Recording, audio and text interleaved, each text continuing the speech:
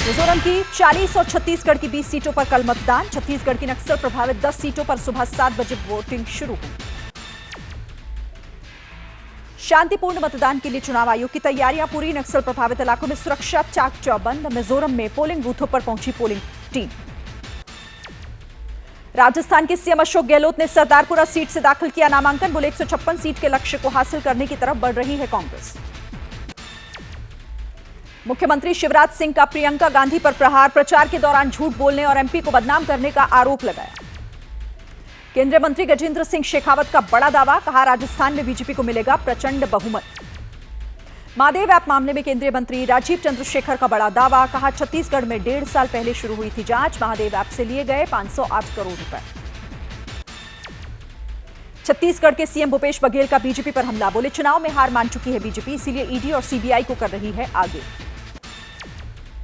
Mahadev batting app मामले में शुभम सोनी नाम का एक और मालिक सामने आया। कहा सीएम बघेल से मुलाकात हुई थी, उन्होंने ही मुझे भेजा था दुबई।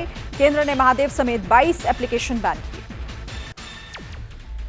इंडिया गठबंधन पर शिवराज सिंह चौहान का प्रहार। कहा दिल्ली में दोस्ती, राज्यों में कुश्ती, एक दूसरे के खिलाफ आग उगल रहे हैं नेता। छिंदवाड़ा में कमलनाथ के हारने के दावे पर कमलनाथ का जवाब। कहा मेयर के चुनाव में 35 साल बाद कांग्रेस जीती, किसका घमंड चूर हुआ वो सबने देखा। एमपी के दमोह में अखिलेश यादव की रैली। समाजवादी पार्टी के प्रत्याशी के लिए वोट मांगे। मध्य प्रदेश के अशोकनगर में बीएसपी प्रमुख मायावती का चुनावी प्रचार।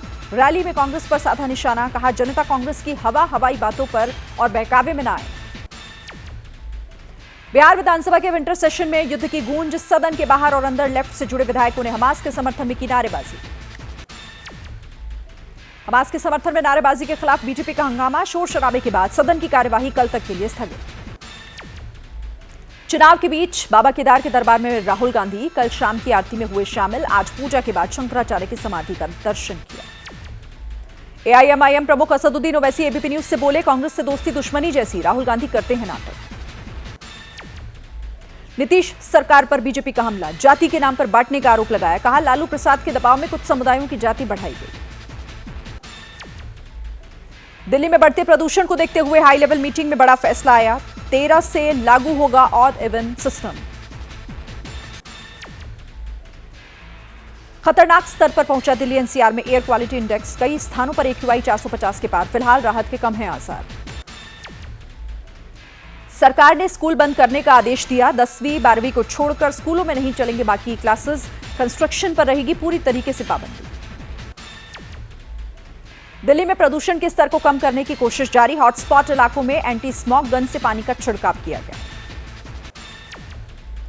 पंजाब के भटिंडा में आसमान में छाया पराली का धुआं। बेहद खतरनाक स्तर पर AQI लेवल।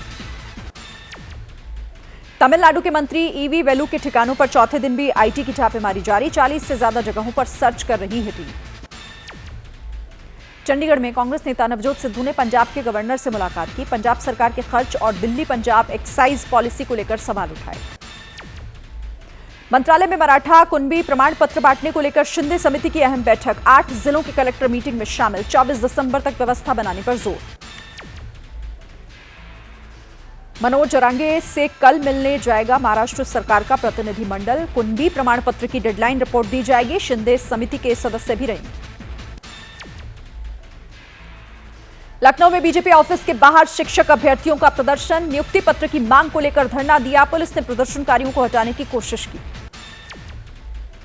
कोच्चि ब्लास्ट के आरोपी डोमिनिक मार्टिन की कोर्ट में पेशी। आरोपी मार्टिन को 10 दिन की न्यायिक हिरासत में भेजा गया।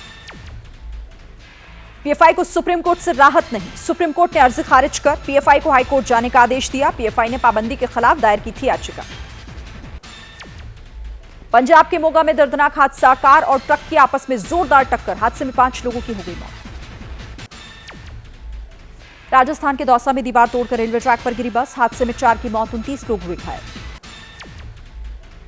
केरल के इडुक्की में भारी बारिश की वजह से लैंडस्लाइड हुआ। हादसे में एक शख्स की मौत हो गई। अयोध्या धाम से शगुन का अक्षत पहुंचा प्रयागराज। विश्व हिंदू परिषद के कार्यकर्ताओं ने ढोल नगाड़ों के साथ किया स्वागत। 22 जनवरी को प्राण प्रतिष्ठा। हीरालाल सामरिया बने देश के नए मुख्य सूचना आयुक्त।